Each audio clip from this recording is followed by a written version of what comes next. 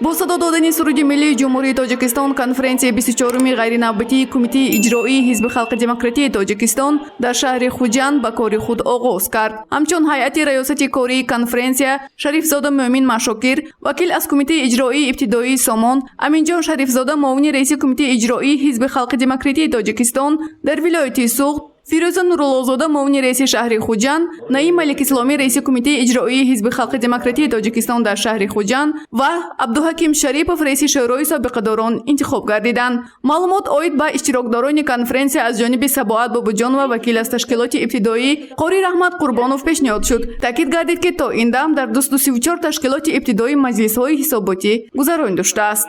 وکیلان کنفرانسی 61 نفرشان را زمان تشکیل می‌دهند که در ساحه‌های گوناگون خواجگی خلق شهر خوجند فعالانه مهنت کرده ایستادند.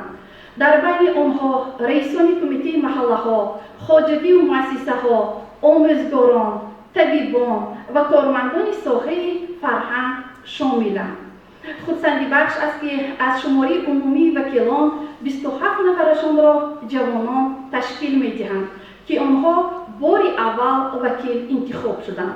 باوری کامل هست که آنها با یک تأثیرات و خاطره‌های سودمند و کلکتیوهای مهنتی خود برمیگردند و در آینده از آنها کادرهای خوبی حزبی به وای میرسند. سپس نعیم ملک اسلامی رئیس کمیته اجرایی حزب خلق دموکراتی تاجیکستان در شهر خوجند دایر به آمادگی کمیته اجرایی حزب خلق دموکراتی تاجیکستان در شهر خوجند با انتخابات پرزیدنت جمهوری تاجیکستان سخنرانی کرد. تاکید گردید که در این سمت کارهای معین به نقشه گرفته شده در همه منطقه های شهر خوجند در همه اوچسکه های انتخاباتی کاربری کرده می شود. از جمله در بین اهالی عاید به برنامه های حزبی کارهای فهماندهی گذرانده می شود.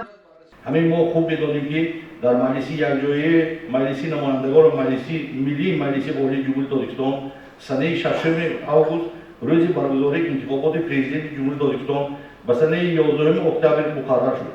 مسلم است که همه حزب‌های سیاسی کشور در دایره مقررات قانون جمهوری تاجیکستان درباره انتخابات پرزیدنت جمهوری تاجیکستان معرکه انتخاباتی خود را آغاز بوده با پیشنهاد نمایندگان خود با مقصد پرزیدنت جمهوری تاجیکستان تشویق و ترغیبات را دوچند می‌گرداند.